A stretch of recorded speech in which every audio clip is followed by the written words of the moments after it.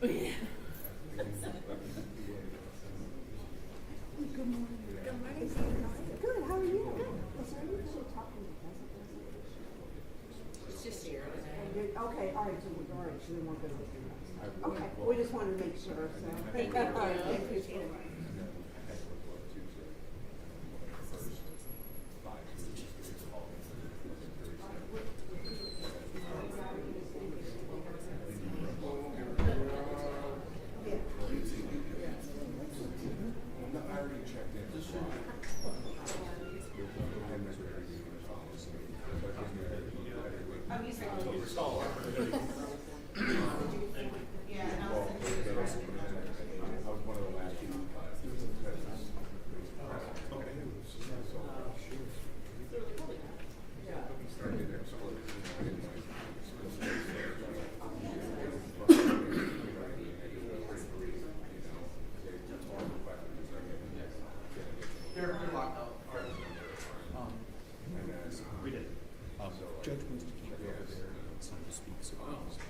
Okay. I'm going to use that number something.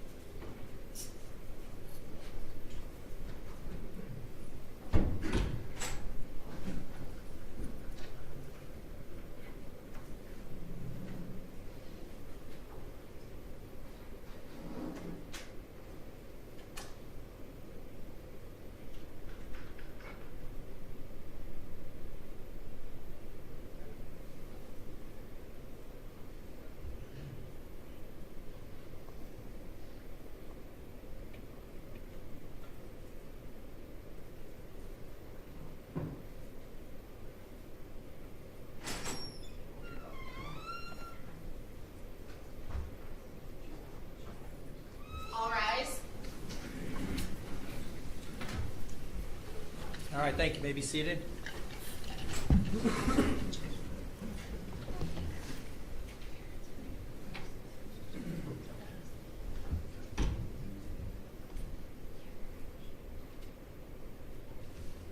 All right, good morning. We're here for sentencing this morning.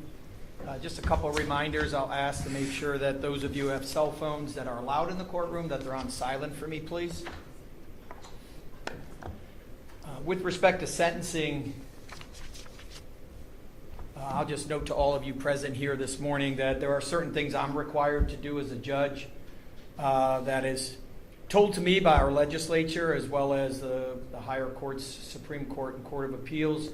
And I'm going to address those aspects first before I go into the sentencing discussions that we'll have here on the record from the state and Ms. Ellis and her lawyers, and then my comments. So please bear with me as I comply with the procedural requirements in order to satisfy some of the due process that Ms. Ellis is owed here this morning. So with respect to a number of items that I'm going to address this morning, the first would be that based on the verdict that was handed down, and why don't I go through again just for the record. It was a 10-count indictment. I had dismissed one count during trial. The jury had returned a verdict on case 692-604 of guilty of all the remaining 9 charges. Those 9 charges, count 1 being the aggravated murder, count 2 being murder under the A section of the code, count 3 being under the B section of the code, count 4 was felonious assault, as well as count 8, endangering children, guilty verdict, 2 counts of attempted murder, guilty verdicts, and then finally the last count, which would have been count 10, which was the theft charge, the misdemeanor.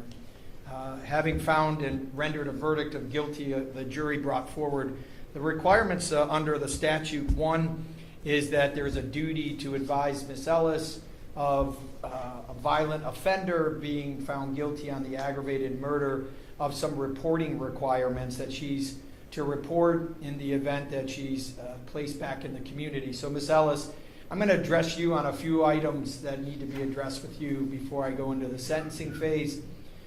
Ms. Ellis, you've had an opportunity to meet with your lawyers before coming out this morning. I have provided them the duty to enroll as a violent offender. I know they spoke to you about it, and I'll go through it just briefly.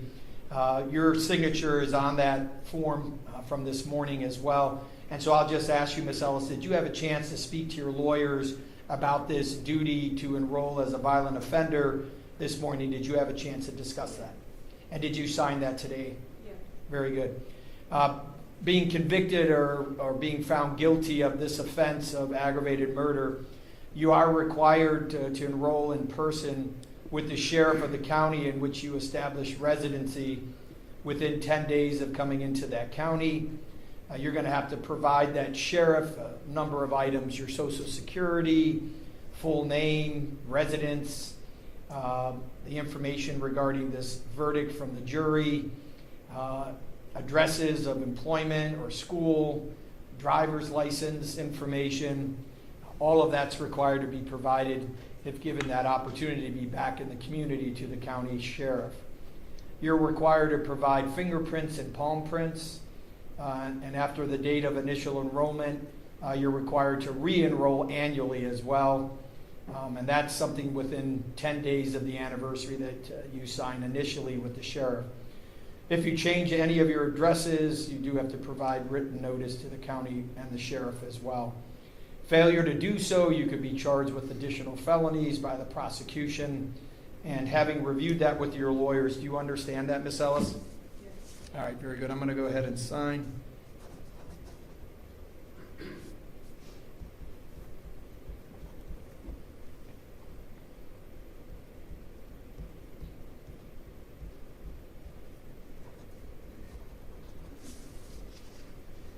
With respect to some other requirements that I'm required to advise you of as well, that I want to make sure I do before I hear from all the parties. So with respect to your verdict of guilty that was found regarding count 6 of the indictment, and for the record, for the parties, for the state, and for counsel for Ms. Ellis, the finding of the jury on count 6 and 7 were both felonies of the first degree. I'm going to use count 6 with respect to sentencing guidelines, the felony of the first degree regarding Reagan Toke's notification. So because it's the first felony of the first degree of which the jury returned a verdict, is there any concerns with that? Ms. Faraglia, I do have to still advise, still understanding that count 1 will be controlling regarding sentence. Correct, Your Honor. The state was going to elect on count 7 and have count 6 and count 8 merge into count 7. And we were going to elect on count 7 for sentencing purposes.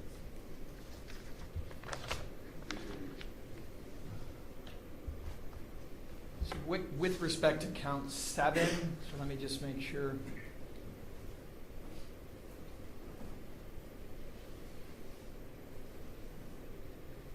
Okay, so count 7, the felony of the first degree, the court will advise Reagan Tokes. Any objection from the defense?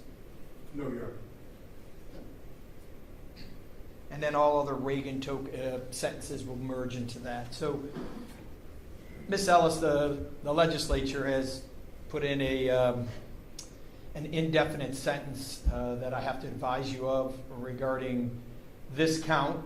Now we've agreed count 7, the court will move forward on regarding Reagan Toke's sentencing guidelines. I know for some of you here in the courtroom, you'll say, why is he doing this? Well, to protect, again, due process and to make sure that I protect the record for the Court of Appeals. So let me just advise you on count 7, the sentence anywhere ranges from 3 to 11 years. Under the Reagan Toke sentencing guidelines, we'll go to the highest sentence and explain that. Under the highest sentence of 11 years, our legislature has now implemented an indefinite sentence. That indefinite sentence is really a mathematical equation. So if you take the 11 years and divide it in half, you then add it back to the 11 to give the sentencing range. So with respect to Reagan Tokes and count 7, the maximum sentence you could receive is 11 years, which is the minimum, to an indefinite sentence of 16 and a half. So dividing 11 is 5 and a half. Adding it back to 11 is 16 and a half. So I'm advising you, Ms. Ellis, the sentencing range on the maximum sentence with respect to count 7 will be 11 minimum to an indefinite sentence of 16 and a half. So do you understand that? Okay, now I'll just read the requirements that the Court of Appeals has asked me to read. So I'll read it to you because I have to read it, but then I'll answer some questions if you have any. For purposes of just this count and all of the other sentence being merged into count 7 for Reagan Tokes, it's presumed, Ms. Ellis, under the law that an offender is going to be released at service of sentence at the expiration of the minimum term. So if it was the only sentence you were receiving, it's presumed that you would be released at the 11 years, if in fact that's the highest sentence that you receive, and any of the other 3 to 11. It's presumed also that you serve no more than the indefinite sentence. So the maximum I told you was 16 and a half. So that range, and the law says you should be released at the minimum, but you shouldn't serve more than the maximum indefinite sentence. If the parole authority is going to have a hearing to keep you longer than the minimum, they have to place on the record during that hearing. It's a hearing held at the Department of Rehabilitation and Corrections. They have to outline conduct, which is considered reasons why you should stay longer than the minimum, whether you participated in any rehabilitation, your threat to society, and your restrictive housing, if any, while you have been confined. Ms. Ellis, they have to notify you of the hearing. The hearing is then held with you being present before the Department of Rehabilitation, and then those items that have to be presented to overcome that presumption that you served the minimum sentence. And finally, they can do it more than one time. So the department may make the specific determinations and maintain your incarceration beyond the minimum sentence more than one time, and they can have multiple hearings, but every hearing they have to have you present and present that evidence that they wanted to present on why you should stay longer. So do you understand those, how that affects a Reagan-Toke sentencing? Okay, thank you. And then finally, the last advisement that I have to advise is post-release control. Even though we have a life sentence with parole eligibilities that I will consider today for sentencing, I still have to advise you that on the felony of the first degree, under all felonies of the first degree, they will be controlling with respect to post-release control. Ms. Ellis, post-release control is supervision by a parole officer. Here in our state, under felonies of the first degree, you have a mandatory minimum of 2 years that you have to report, up to a maximum of 5 years. That will be imposed upon you if given the opportunity to be placed back in the community. You'll have the ability then to report to a parole officer, and you would have to follow all their terms and conditions.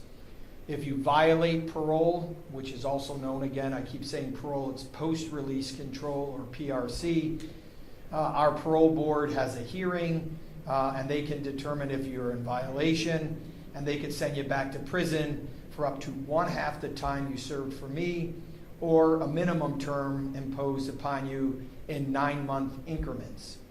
If you're on post-release control and pick up a new case and convicted of a new felony, the new sentencing judge will have the authority to terminate your post-release control or order a consecutive term up to the greater of 12 months or the remaining period of post-release control. Again, those are advisements that, in order to have due process, I have to note for the record, and I believe I've satisfied the Reagan-Toke requirements, the requirements regarding post-release control, and the requirements regarding the notation of the reporting under the act regarding her violence on her aggravated murder that she has to report to. So that being said, let me just go back to the state of Ohio. Are there anything that you believe I may have missed regarding the mandatory reporting requirements that I needed to place on the record today? No, Your Honor. And then on behalf of Ms. Ellis. No, Your Honor. Okay, thank you both. All right, that being said, again, here for sentencing, I'll just note for the record that hearing from the parties this morning, I also received some letters from the general public, and a couple of those were not noted with names. But I wanted to make whoever the general public is that sent letters to me that I did review those prior to today's sentencing as well. And so I'll ask from the state of Ohio if the state would like to place on the record any comments regarding sentencing before I hand down a sentence here this morning. Thank you, Your Honor. Yes, we do. As you notice, I also have the North Olmsted Police Department. Members of that department are here as well. We're going to begin this morning with Mr. and Mrs. Wood would like to address the judge. All right, very good. I think we're going to have the podium, just so you could stand where you're at. We'll have you do that. We'll have Mr. Toms put it there.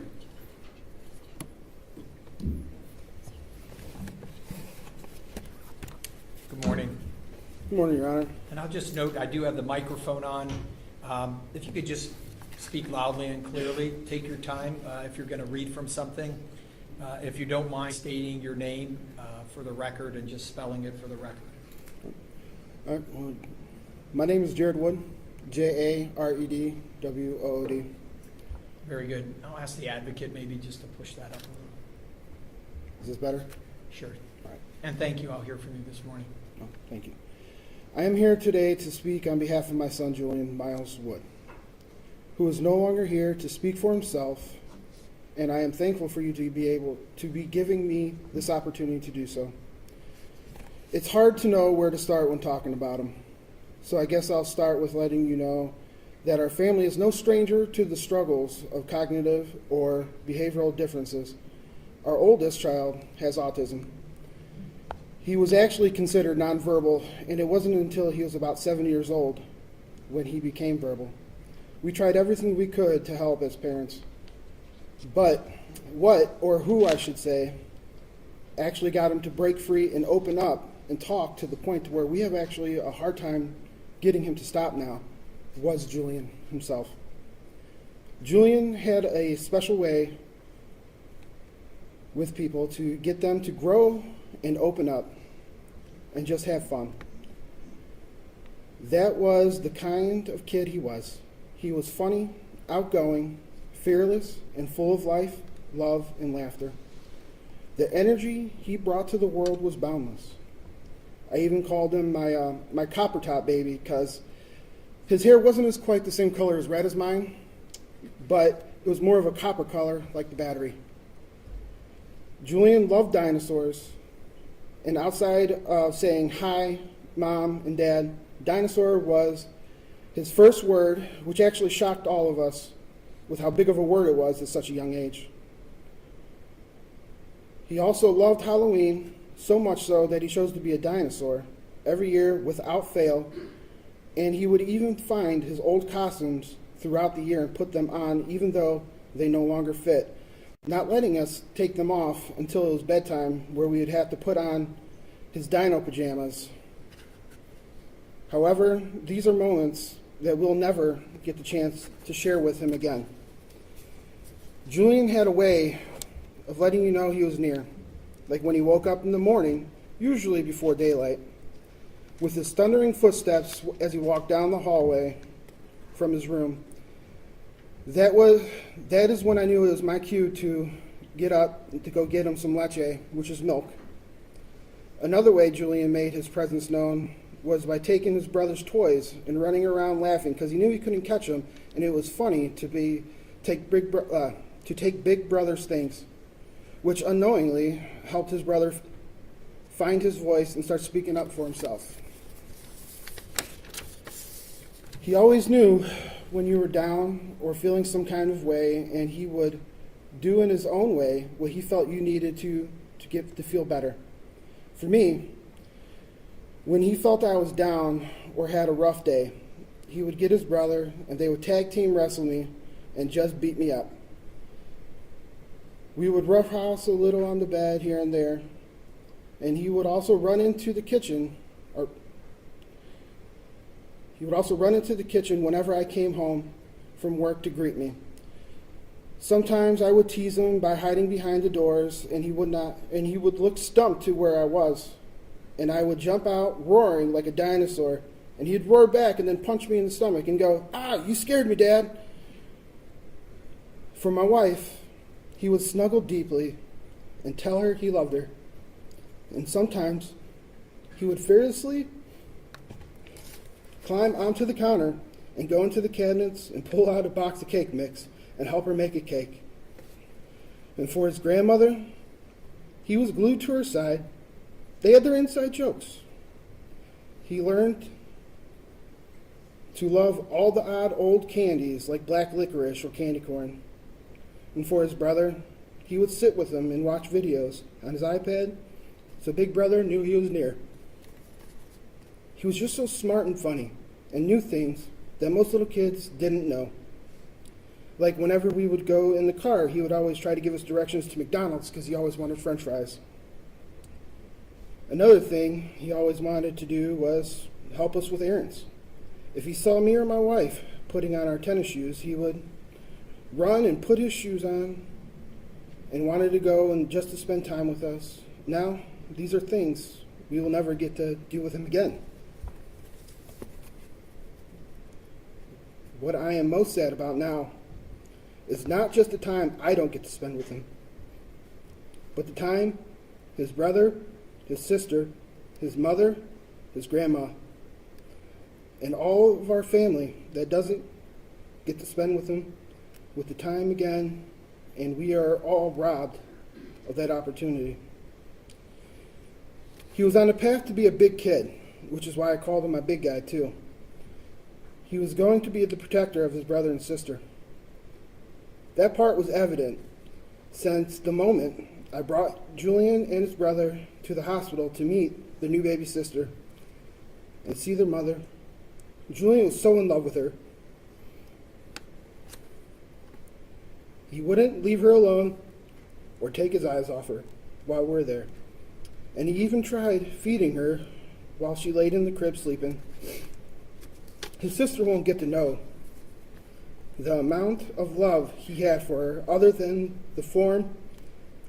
from what we tell her. She didn't even get a full 2 months with him before he was taken from us. When we had our daughter, I finally felt I had a full life. I had everything I ever wanted. A beautiful, loving wife, 2 sons and a daughter.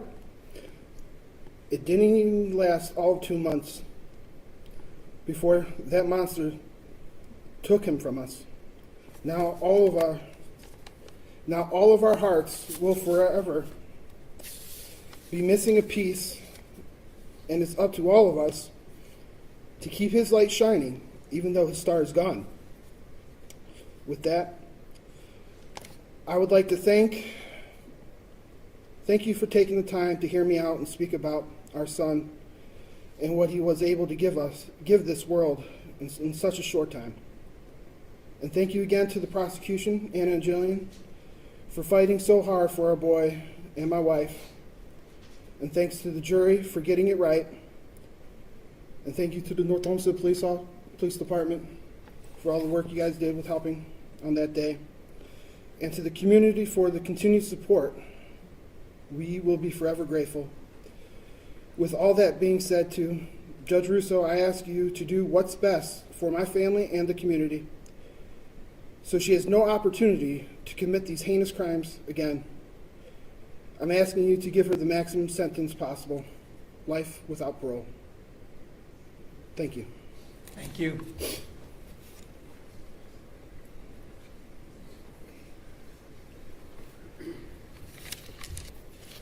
Good morning. Good morning. I'll hear from you, Margot. Should I say my name? Well, sure. I'm sorry. My name is Margot Wood, Margot.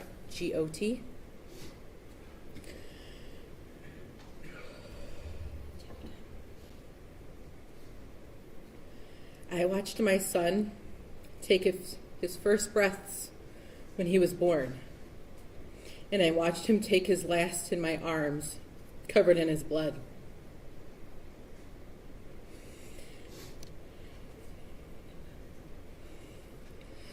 A mother should never have to bury their child. A mother is supposed to go first,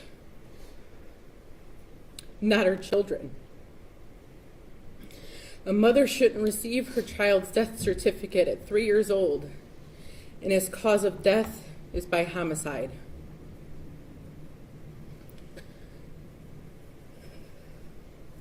That woman murdering my son replays in my head every single day. It is my living nightmare. The last thing I will ever hear from my son is his scream, the sound of his pain and fear before he was gone. And I can still see the terror in his eyes, and it haunts me every day. He was my baby boy, And the day he died, a part of me died with him.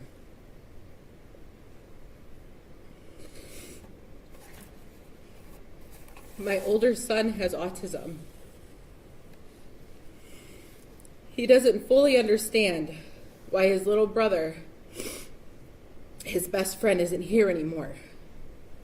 He asks us about heaven and if we can just wake up baby Julian so he can come home and be here with us.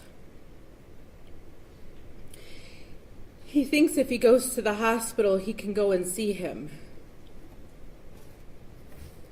When his dad goes to run an errand or leaves for work, my son worries that he won't come home.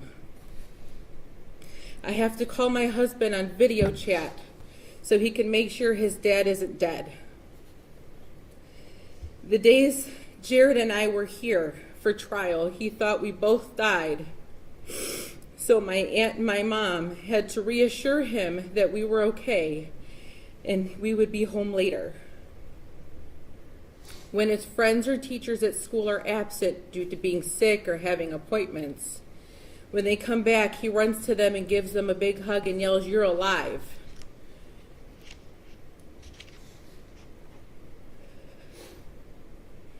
You have not only hurt me, you have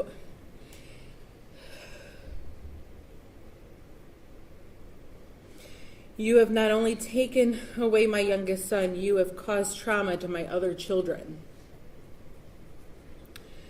My daughter was only 2 months old when she killed my sweet boy. Julian gave his sister all the love and affection a big brother could ever give in that short time. Coming home from preschool, he would take off his backpack and run to give her a big hug and a kiss. He helped with bath time, stood next to me during diaper changes, and would help with giving her a bottle. They were like two peas in a pod, Velcroed together. Wherever she was, he was right next to her. My daughter is 18 months.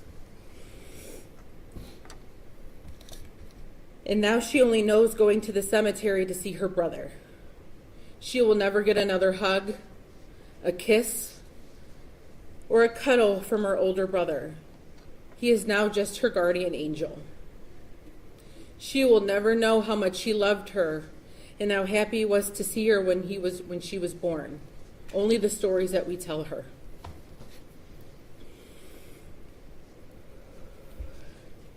Julian brought laughter, light, and love in our home with his infectious laugh. He helped with my oldest son in so many ways with communication and play. Our home isn't as loud and chaotic anymore, not the way it used to be. There's no one playing with dinosaurs and chasing around his big brother with them. My boys aren't wrestling in the living room and dancing to the Minions movies. There is no one dressing up for Halloween as a dinosaur.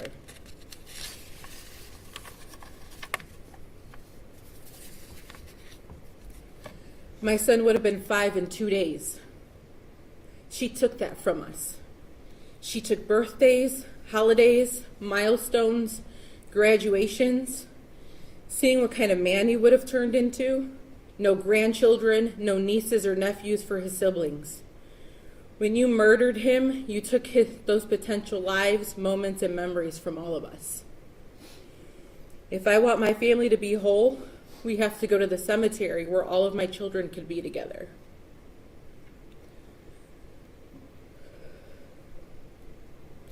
My oldest doesn't like going because it makes him sad. Now when I take pictures of my son,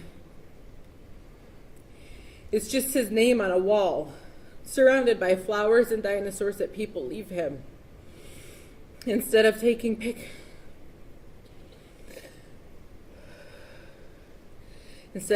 photos of him making funny photos, cute smiles, or laughing pictures. I hate you with every fiber of my being. Because of you, I live in constant fear. For months, I couldn't leave my home. If I did leave my home, I needed someone by my side And even then I was stricken with fear. I don't take my children to the store by myself anymore because I fear something might happen. I leave my kids at home with my mom and go by myself because if anything happens, it'll just happen to me.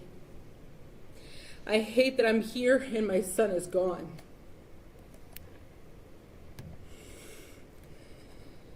Just because you have a mental illness doesn't mean you can use that to justify you murdering my son. What you did was unforgivable, and it can never be taken back. You deserve to go to jail for the rest of your life, so you can't hurt anyone else. You don't deserve a second chance. You don't deserve mercy. You didn't give my son any. You belong in prison where there is no chance of you getting out. The jury got it right when they read the verdict that you were guilty on all counts. It felt like the first time I could actually breathe in the last 499 days. Because I knew in my heart that you were going exactly where you need to be, in prison. You don't deserve the luxury of a mental facility where you can earn privileges and possibly be released back into the world. That's too good for you. The world is safer with you behind bars. Judge Russo, I urge you to give her the maximum penalty without parole, so she has no chance of hurting another innocent soul like my sweet baby boy, Julian. Thank you. Thank you.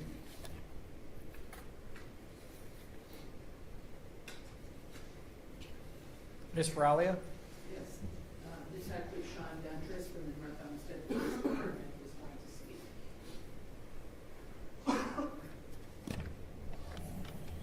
Morning, everybody. Morning, Your Honor. Morning. I'm just going to leave this tilted if that's okay.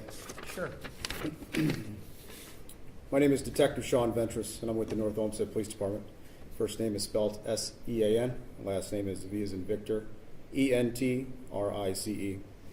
I speak today on behalf of every officer and staff member who was involved in the investigation of the murder of 3-year-old Julian Wood. No amount of training can prepare a police officer for the loss of a child. This case has left a lasting emotional impact on everyone who responded that day. The officers who found Julian Wood will never forget what they saw, the innocence that was taken, and the silence that followed. For many, it is an image and weight they will carry for the rest of their lives. Our department has seasoned officers, people who have spent decades on the job, who struggle to sleep, break down in private, and question how something so cruel could happen. Some sought counseling, others withdrew, and all were changed. In policing, we learn to build emotional armor, but this case pierced through it completely. The impact extended far beyond the station walls. The community where we serve was shaken to its core. Parents became fearful, neighbors grieved together, and many questioned how such violence could touch the life of a young child. The officers who patrol these streets now do so with heavier hearts, knowing that the unthinkable is possible even here in North Olmsted. For months, our investigators worked tirelessly, reviewing the case and collecting evidence. Every step of the process was fueled not just by duty, but by a deep personal drive to bring justice for a little boy who could not speak for himself. This case has reminded us all of both the fragility of life and the weight of our responsibility as protectors of our community. It has strengthened our resolve, but also revealed the deep emotional cost of what we do. On behalf of the North Olmsted Police Department, I ask the court to recognize that this crime did not only destroy one young life, it profoundly affected an entire community and the officers sworn to serve it. Justice in this case is not only about punishment, it is about acknowledging the immense harm done and ensuring that such tragedy is never repeated. Thank you. Thank you. Ms. Faraglia? Thank you, Your Honor. The overriding purposes of felony sentencing are to protect the public from future crimes and punish the offender. The state, Your Honor, is going to ask you to to impose the maximum penalty allowed by law in this case. Life without parole for Julian Wood and consecutive time for Margot Wood. Your Honor, you sat with us for 8 days and learned about Bionca Ellis. She had no regard for human life when she stabbed a vulnerable 3-year-old child sitting in a shopping cart. She stabbed him to death after hunting him down. She targeted him. And I'm sure, Your Honor, you remember how this defendant selected her weapon of choice. She left Volunteers of America with 2 knives in her hand. She goes to Things Outlet, and you observe her on the video searching and looking around with knives on her back, behind her back. She walks out, and she goes to a cement column to check out the pliability of the knife. She keeps the 8-inch butcher knife. She continues to walk into Giant Eagle, passing people on both sides of her. But once she sees Julian in a shopping cart and Margot pushing that shopping cart, she does an immediate about-face, and she follows them closely behind. Mrs. Wood stops. The defendant continues to walk past her. But she waits. She waits at the foyer of Giant Eagle, the entrance. As Margot and Julian pass her by, she gets right behind them. She resumes walking behind them through the parking lot until she gets to Margot and Julian. And then you know what happens next. When a murder occurs in our community, folks want answers. When a murder occurs, the victim is able to fight back, yet they succumb to their acts, they succumb to their attack, and they die.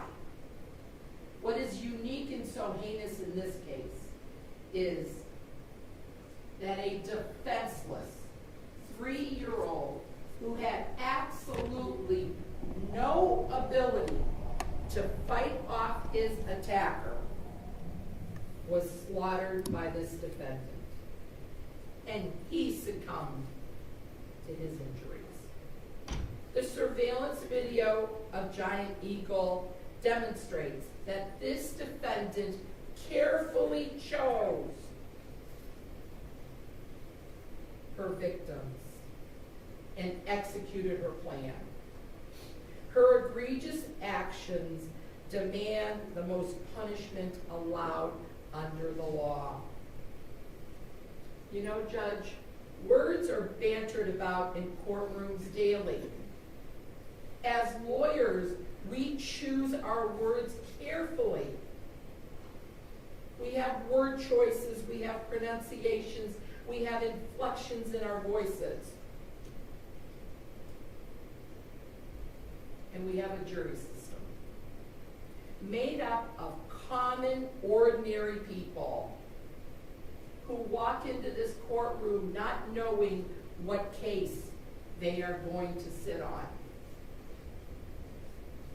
But that jury system is the crux of our legal system. The jury in this case chose its word carefully, and they found Bionca Ellis guilty of all counts. They rejected the not guilty by reason of insanity at the time of the act, indicating that this defendant knew the difference between right and wrong. Now, Judge, we stand before you and ask you that in a civilized society, we, the people, rely on the recourse of the law. We take an oath to uphold the law. Now it's time to impose punishment for breaking the law. When I hear the word mercy, mercy is given by God. Courtrooms, judges dispense justice. Society, Judge, cannot afford another Bionca Ellis harming another Julian Wood or Margot Wood in this community. I know that you will take everything into consideration. And I know that you will do what society demands and what this family deserves. Thank you. Thank you. On behalf of Ms. Ellis?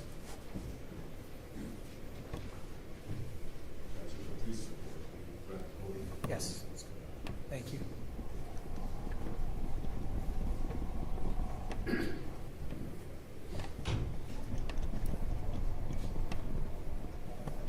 Thank you.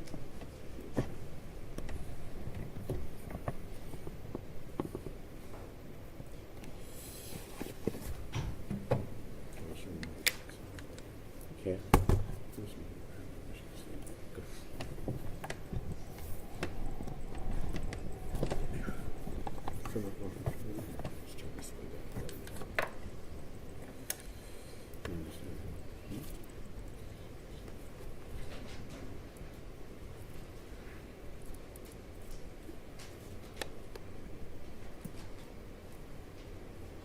Judge, thank you, first of all. The microphone was turned off. Thank you. Can you hear me? Sure. Okay. I could have heard you anyways, but I just want to make I sure. thought so. Yeah. Thank you. As you know, these are unique trials when the defense is not guilty by reason of insanity. Not unlike a capital murder case, you get to hear the mitigation during the course of the trial. And what we learned is that Bionca's 34 years old. She has no prior felony convictions. We accepted responsibility in this case. We acknowledged it in voir dire, in opening statement, and then in closing argument. She allowed for us to have that as a part of her defense. And we know that she's remorseful. You heard the testimony of Dr. West. She told you that once Bionca learned what had occurred, she was tearful. She expressed it. And throughout the course of this trial, Bionca demonstrated good behavior. She was polite. She never got out of pocket. And that is Bionca on medication. And that trial lasted for 8, 9, 10 days. If nothing more, we learned that she's two different people. It's like Dr. Jekyll and Mr. Hyde. When she's medicated, this is what you get.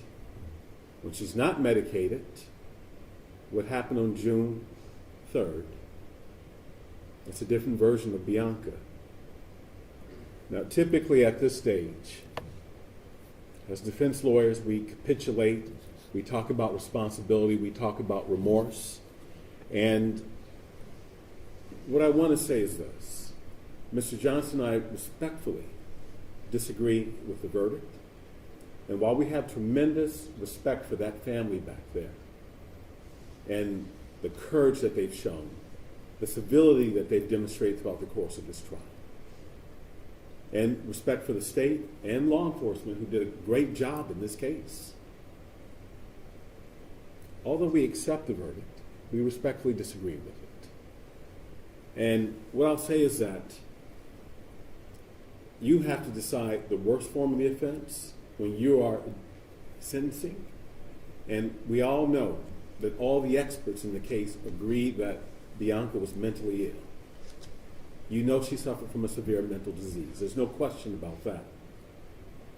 And that we all know that from at least January of 2024, all the way up until June of 2024, she was unstable, she was hospitalized, and she was not on medication. You had that evidence as recent as maybe 3 or 4 days prior to this incident while she was in the North Olmsted jail. So she's not okay from January to June of 2024. And then once she's arrested and she comes into the arraignment room for the next couple of months, we know that she's incompetent. Somehow, just on the day of the incident, she's not well. And I'm by no means, I'm not relitigating this. That's not my intention. You understand that. This is something that you're allowed to take into consideration for purposes of mitigation and deciding whether or not this case is the worst form of the offense. I am firmly convinced that had she been found not guilty by reason of insanity, based on my experience with these cases, that she'd probably be in hospital for the next 20, 30 years. You're allowed to weigh all of that. And she's been in custody for almost a year and a half. When on medication, she's been on custody without incident. I don't know if they want me to point them out, but she's had strong family support throughout the course of this trial. And looking at the sentencing factors under 2929-12, I think that there's a lot of mitigation in this case. And I know how powerful these facts are as it relates to the death of a child. And I know it's a very weighty decision for you. But judges don't make decisions based on emotions. You follow the law, you look at the sentencing factors, and then you make a decision based on their history and their characteristics. You make a decision based on what you know about her. So, both Mr. Johnson and I respectfully ask the court to consider 20 years before she's parole eligible to a life sentence and sentence her accordingly as it relates to Margot's injuries. Thank you. Thank you. Mr. Johnson, anything? Anything on Ms. Ellis would like to speak? I just want to say I apologize. I'm sorry. Okay. All right, you can be seated. Thank you. Justin, don't mind just pushing it right up to me so it's out of the way. Thank you.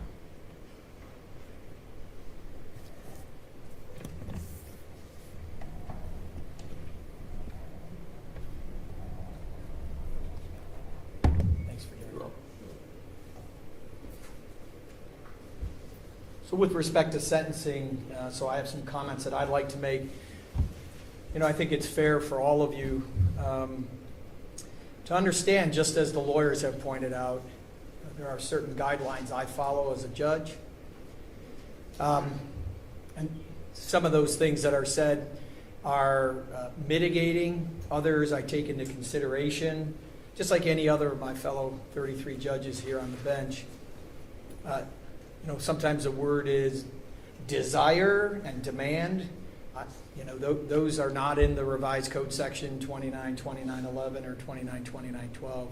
I don't say that to minimize any of the comments that were made, but I do take in everything, right? So I don't come up here on the bench without some idea of what the court may use as the tools under the revised code section to move forward with sentencing. And so I'll say to the Woods family, nothing I say here will ever capture the enormity of your loss. This court recognizes that your lives were forever changed on June 3rd of 2024. Understanding your comments, I thank you for them. No sentence I impose today will make you or your family whole again, and you know that.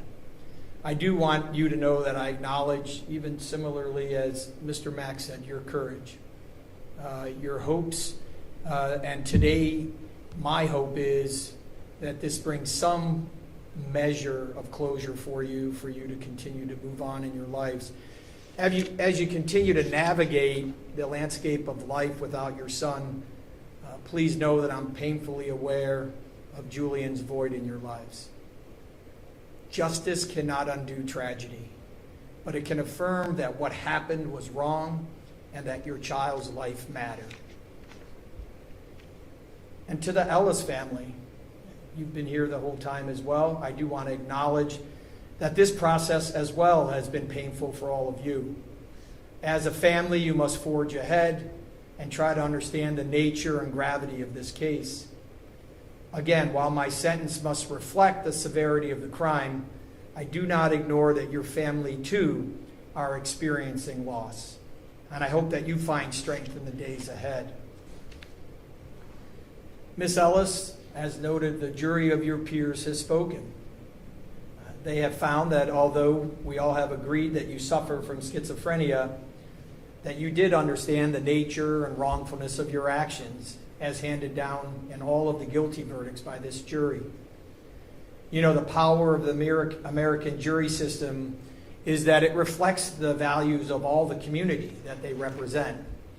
And as I sit here as a judge for almost 21 years, as a court, I accept the finding of your peers, and I'll sentence accordingly. You know, the tragic sequence of events of June 3rd of 2024 and that attack, the jury has found was calculated and wholly without justification or reason of any kind. You know, I rewatched every video for preparation for sentencing that was presented during the trial. And I find that it's clear that in that evidence, you are fixated on the very first child that you crossed paths with that tragic day. That tragic day, you chose to end the life of Julian Wood. A life, as we heard today, that was filled with limitless promises. Your choice has inflicted immeasurable pain on the Wood family, on your own family, and as we heard, on the community in which we all live. Mental illness does not excuse what you did. Although it will be taken into consideration when you are sentenced, that you continue to receive ongoing treatment while incarcerated, Miss Ellis, I hope that you use this time to confront the harsh reality of the actions that you've created here in the courtroom. No sentence that I hand down today can undo the pain that you cause, but justice requires that your actions have consequences. Before concluding with my sentence and outlining what I will hand down today, I do want to take a moment to address an issue that confronts this court and our communities near and far. This tragedy did not occur in isolation. As a society that cares for the members of the community, we cannot continue to ignore the glaring gap in our county's mental health support system. It is not lost on this court that this trial started during Mental Illness Awareness Week, a week that recognizes the importance of meaningful connections, advocacy, and local actions to ensure that adequate mental health services are available to each and every citizen here in Cuyahoga County. Significantly, the medical experts in this case testified on October 10th, a day that was globally recognized as World Mental Health Day, a day that's dedicated to raising awareness around mental disorders and combating their social stigma. It's in this spirit, I hope we all continue to confront the gap between the need for mental health treatment and its effective and equitable distribution and provision to all of those in our community. And therefore, I urgently implore our city and county leaders to continue providing facilities and programs that respond quickly and compassionately to those in crisis. The need is dire now than far too many of us realize. The leaders in this county have been discussing this topic for far too long. Please get it done. No family should have to lose a child, and no family should have to watch their loved ones deteriorate because meaningful and effective mental health services were unavailable. The absence of adequate and functioning mental health facilities in our community has tragic consequences. And I call upon our leaders at every level of government to make providing and supporting mental health care a true priority so that others in crisis can be helped before another tragedy occurs. But Ms. Ellis, again, I want to state that while your mental illness was accepted by this jury, it is not an excuse for what you did.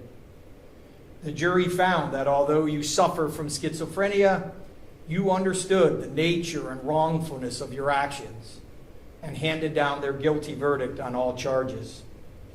When reviewing the sentencing factors as outlined under 29-29-11 and 29-29-12, my job as a judge here is to punish the offender, but also to make sure that the sentence should be proportionate and not demeaning to the seriousness of the offender's conduct and the impact on the victims, and consistent with other sentences with similar crimes. In looking at the seriousness, of course, the child's age and the suffering weigh heavily for this court as well. And so with respect to my sentencing, after taking in consideration all the matters before the court that are appropriate under the principles and purposes of sentencing, the court's going to impose the following sentence. Starting with count 2, as found guilty on count 2 of murder, it's a life with parole eligibility at 15 years. On count 3, the murder charge under the B section, it's life with parole eligibility at 15 years. And those are the maximum sentences that can be handed down on those 2 counts. On count 4, with respect to the Reagan-Toke sentencing guidelines, count 4 and count 8 are both felonies of the second-degree felonious assault. We also speak to count 5, which was the endangering children as a felony of the second degree. And then we speak to count 7 and 6. The state and I have agreed that I will move forward with count 7. Under count 7, under the Reagan-Toke sentencing guidelines on the attempted murder in count 7, the court's going to hand down the maximum sentence of 11 years as the minimum sentence to the indefinite sentence of 16 and a half years. Again, I've outlined the Reagan-Toke guidelines and the reporting requirements for post-release control that will be controlling on all other felonies of the second and first degree, this being the highest level. I've outlined the 5 provisions, as I noted for the record already. And then with respect to the count 4 and 8, the maximum sentence is 8 years. I'll hand down that sentence. Count 5, 8 years. Count 6, 11 years. Count 8, 8 years. And then as indicted, count 10, which would be a 6-month sentence on the misdemeanor charge. Regarding aggravated murder and finding the defendant guilty of aggravated murder by this jury, the court's going to hand down a sentence of life without parole. I'll run every other sentence concurrent to life without parole. Ms. Ellis, you'll be given credit to 509 days of the time that you've served. I'll order you in the custody of the sheriff to transport you to Marysville Correctional Facility. I'll also indicate that fines, fees, and court costs will be waived with respect to this sentence. In addition to the verdict that has been handed down by this jury and the sentence that the court handed down, Ms. Ellis, you have a right to appeal both the sentence and the conviction in this case. You can do that by filing a notice of appeal with the clerk of courts within 30 days of this sentence. If you're unable to pay for the costs of an appeal, you have the right to appeal without payment of costs. If you're unable to obtain counsel for an appeal, I'll appoint counsel to represent you. If you're unable to pay the cost of documents necessary, they are provided to you without cost. You have a right to a notice of appeal filed timely on your behalf.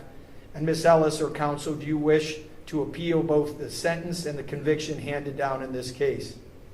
Yes, Your Honor. Note our objection for the record and appoint counsel for the appeal. I'll note your objection regarding my sentence, and knowing that she's unable to afford counsel, I'm going to appoint the public defender to represent her with respect to her appeal. Again, noting for the record, all counts will be run concurrent to each other, with the life without parole being count 1 sentence.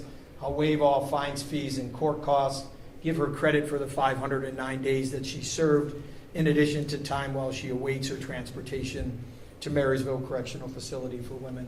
Is there anything further from the state of Ohio before we recess? No, Your Honor. Anything on behalf of Ms. Ellis? No, Your Honor. All right, we adjourn. Thank you. Yeah.